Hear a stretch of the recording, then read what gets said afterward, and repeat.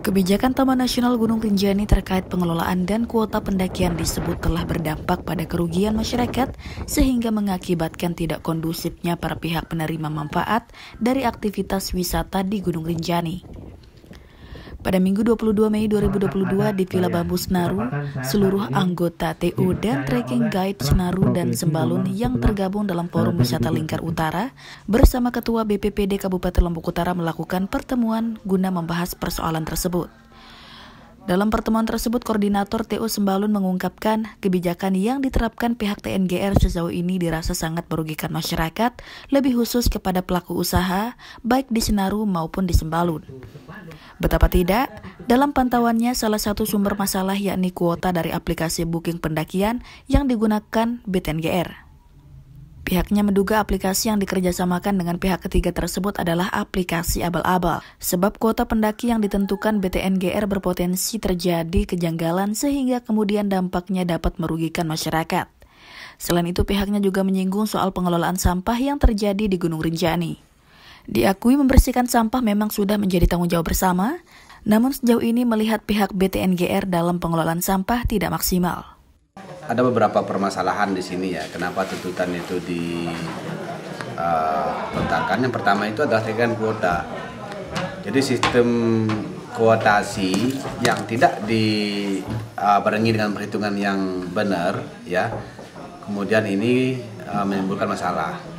Nah, ketika diterapkan kuota dengan tidak perhitungan yang matang, ini kemudian terjadi masalah yaitu pembatasan tamu sama artinya dengan pembatasan rezeki bagi kawan-kawan pelaku. Nah, sehingga hal inilah yang kemudian menjadi permasalahan di lapangan dan memunculkan protes-protes dari para tour operator sendiri. Nah, kenapa alasan kita untuk meminta dievaluasi kuota ini? Karena memang dampaknya ini bukan hanya kepada trekking organizer, tapi dampaknya ini kepada semua segmen yang terlibat di Lingkar Rinjani itu sendiri. Terkait dengan aplikasi ya, menurut kami memang aplikasi ini menjadi salah satu sumber masalah karena memang aplikasinya masih belum begitu memadai ya, tidak memadai. Artinya bahwa aplikasi ini masih gampang dihack atau diganggu sama orang, sehingga itu dimanfaatkan oleh oknum-oknum tertentu untuk mencari keuntungan sendiri dan ini merugikan orang lain. Sehingga kita minta ini di stop sementara dan kembali offline, lalu kemudian ketika aplikasi sudah siap dan matang baru diterapkan kembali. Ya, kalau saya mengatakan ya abal-abal, buktinya ya, jadi mohon maaf bagi penyedia ya, Sasambo ya, saya katakan bahwa ini harus ada perbaikan.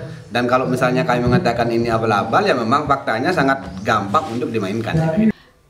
Sementara itu, Aweng Koordinator TU Senaru menyebutkan, dari hasil pertemuannya telah disimpulkan bahwa ada beberapa poin yang menjadi tuntutan mereka kepada pihak BTNGR. Beberapa tuntutan itu yakni, kuota pendakian ditiadakan, pihaknya ingin kembali pada pengelolaan sebelumnya.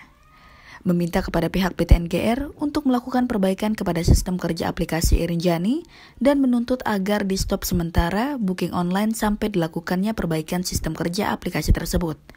Penerapan blacklist yang diberlakukan kepada pengunjung dan membangun kemitraan dengan masyarakat lokal dan mempertanyakan terkait adanya pendaki yang membayar harga cek kesehatan. Apa yang menjadi tuntutan kami itu direspon cepat karena ini menyangkut apa yang menjadi program kami itu terhambat karena adanya regulasi aturan pemerintah ini yang mempersulit kami masyarakat setempat di sini. Jadi harapan kami ya apa yang menjadi monopoli kebijakan ini ya memberikan keringanan untuk kami. Ya tentunya kebijakan-kebijakan seperti kota tiket ini kan tanpa sosialisasi kepada masyarakat. Kalau kami tidak ditanggapi, tentunya kami akan demo, akan melakukan aksi bersama semua masyarakat track organize pada umumnya Desa Senaru ini. Hingga diturunkannya berita ini, Kepala Balai Taman Nasional Gunung Rinjani NTB saat dikonfirmasi via telepon menjelaskan terkait semua kebijakan yang diterapkan dalam pengelolaan Gunung Rinjani sudah melalui kesepakatan bersama semua anggota Forum TO. Nah, kalau mengenai sosialisasinya, pastilah ada sosialisasi. Setiap keputusan itu pasti diikutkan wakilnya. Kan tidak mungkin 130 orang dipanggil itu. Kalau mengenai pemberlakuan Rinjani itu disepakati oleh TO sejak 3 tahun yang lalu. Disepakati oleh TO. Kalau pemberlakuan kuota disepakati oleh TO. Dari Lombok Utara, Tim Liputan Samalas TV mengabarkan.